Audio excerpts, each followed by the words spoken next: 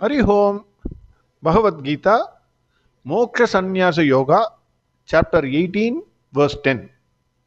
Swami Chinmayanandaji's explanation today we are going to see. Yesterday we saw the detailed explanation of Swami Dayananda Saraswati for this verse. Swami Dayananda Saraswati said, the second line should be read first. The sequence is first to do Karma Yoga. By doing Karma Yoga, purify your mind. Then develop Sattva Buddhi and become Sattva Samavishta. Then develop knowledge of Atma, Anatma discrimination. That is most important. By developing that discrimination, one becomes a Medhavi without doubts about Atma. The Medhavi performs all karmas. He never despises unpleasant karmas nor likes pleasant karmas. Whether good or bad karma, he will do it. Whether the not good or bad karma, whether the karma is agreeable to him or not agreeable to him, he will perform it. That is what Swami Dayananda Saraswati said in verse 10. Now Swami Chinmayanandaji's explanation. Verse 10 again. Nadvetya kushalam karma kushale nanushajyate tyagi sattva samavittaham medhavi chinna samshayaham. Swami Chinmayananda says, Arjuna had some doubts about what Bhagwan Krishna said in verse 9. In verse 9, Bhagwan Krishna said, in Sattvic Tyaga, work is not given up. One will perform his duty. What is given up is attachment and anxiety for the fruits of actions. That is what is given up, not the duty. The doubt of Arjuna was, can there be anyone who can do his obligatory duties only because they had to be done, renouncing attachment and fruits of the actions? Can anyone work for work's sake? That was the doubt in Arjuna's mind. Swami Chinmayananda says, Bhagavan must have noticed the doubt from his face. And hence, he is answering or he is clearing the doubt in Arjuna's mind in this verse. A man established in Sattvic Tyaga never hates nor gets attached to work. Everyone, without exception, has to face agreeable and disagreeable situations or environments in life. They come like waves, one after the other. No one is an exception. Even a sannyasi has to face this. Once you are born in this world, I think no one is an exception. Agreeable and disagreeable situations will be there. You have to perform your work. A man of Sattvic Tyaga is not miserable in disagreeable environments, nor cheerful in agreeable environments. He goes on doing his duties under all circumstances, whether agreeable or disagreeable. He does not feel elated when he finds himself on the peaks of success, or feels completely dejected when he is in the bottom of failures. He is neither overwhelmed by extreme joy nor gets dejected by extreme sorrow. Mental equanimity is his essential nature. He is always at ease. He watches the waves of happenings of life, the rising and falling around him, at all times with a calm mind. In short, he is independent of the happenings in the outer world around him. A Sattvic Tyagi is not affected by the impulses of desire anger, jealousy, greed, etc. He develops a secret faculty to abandon his identification with the lower instincts in himself. He does not become a victim of his lower vasanas or impressions. He stands ever free from the tumults of his mind, agitations of his mind.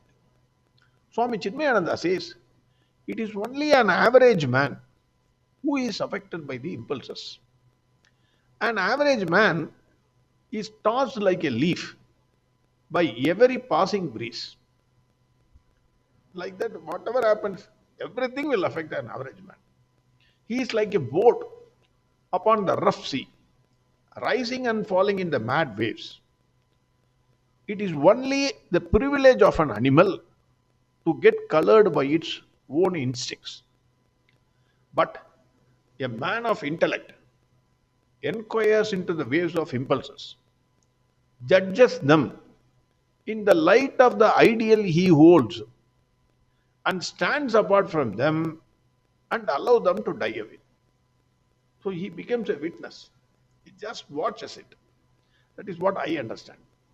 Ordinarily, an individual finds it impossible to stand apart and live, to act independently of his impulses, compulsion of vasanas. It is very difficult. An average man becomes a victim of his impulses or vasanas. Swami Chinmayananda says, according to Gita, this is because a man has allowed his faculty of abandonment to die away. An average man yields to the animalistic impulse. Swami Chinmayananda says, a tyagi is one who has cultivated this habit to live intelligently in life, practicing from moment to moment the abandonment of all animal whisperings in himself. This is an important line, so I repeat, how to live. That is what Swami Chinmayananda says. Swami Chinmayananda says, a tyagi is one who has cultivated this habit to live intelligently in life, practicing from moment to moment. That is important. Moment to moment, every time. The abandonment of all animal whisperings in himself. The animal in us goes on telling us to do all the negative things. The wise man stands apart from that. Moment to moment, he always analyzes that. He follows the call of the soul. Such a man is established in Sattvic Tyaga. Medha Shakti is not merely the intellect's power of understanding or reasoning. It is also the intellect's faculty to memorize and retain things. Swami Chinmayananda says, a cultured man of unbroken equipoise and steady understanding must have a constant memory of four things. 1. The constituents of the fields of his activity. 2. The instruments through which he contacts the world outside. 3. His own essential infinite divine nature. And 4. His exact relationship with the world of objects when he is contacting through his senses. These four are very important. I repeat, a cultured man of unbroken equipoise, mental equipoise, must have a constant memory of four things. One is constituents of the field of his activity. Second, instruments through which he contacts the world outside. Third, his own essential infinite divine nature. And 4, his exact relationship with the world of objects when he is contacting through his senses. Such a person is called Medhavi, a man of firm understanding. A Medhavi is one who has no doubts. In case if he has doubts in the knowledge, or it is slightly poisoned by traces of false knowledge, then there will be endless confusion. which in turn will bring about wrong judgments. Therefore, Bhagavan Krishna says, a Medhavi is Chinna Samshaya. That is one who is without doubts. I think, I think Bhagavan Krishna is indirectly telling Arjuna to become a Medhavi. This is not the first war Arjuna is fighting. First time he is not going to write the examination. Arjuna fought many wars.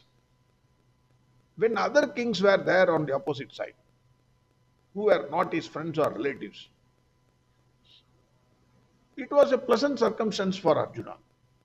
It was an agreeable situation because in the opposite side, nobody is my friend or my relative.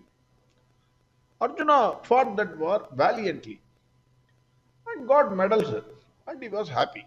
Everybody appreciated. Arjuna was happy. Now, this is also a war. But in this war, who is on the opposite side? It is his own relatives and friends. It is a disagreeable circumstance for him. So Bhagavan says, a Medhavi does his action in agreeable or disagreeable circumstance. You must perform your duty, whether it is agreeable to you or not agreeable to you. Your duty you must do. Bhagavan Krishna says, do your duty. Personal preference should always yield to public welfare. Even today, that is the law. You may have a land. Suddenly, government may come and say, under the Land Acquisition Act, we want this. We want to widen the road. Or some we want to establish a plant or something. Because public welfare is involved.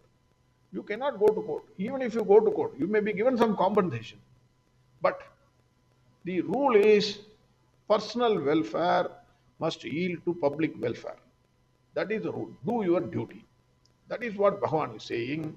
Bhagavan is saying this because rule of dharma has to be established.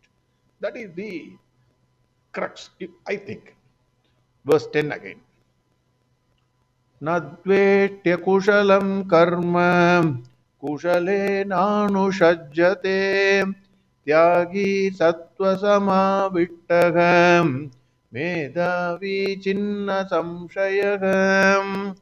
Next verse tomorrow. Harihom Sarvam Krishnarpanamastu. Narayana Narayana Narayana Narayana Narayana Narayana Narayana Narayana Narayana Narayana Narayana Narayana Narayana Narayana Narayana Narayana Narayana Narayana